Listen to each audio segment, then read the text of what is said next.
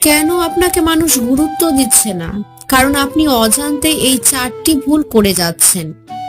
মানুষের সাথে কথা বলার সময় আপনি অজান্তেই তার থেকে উপরে থাকার চেষ্টা করেন, আর মানুষ এই ধরনের ব্যক্তিকে একদম পছন্দ করে না।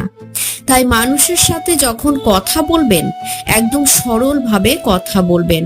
প্রতিটা মানুষই চায় যে তার কথাগুলো মানুষ শুনুক।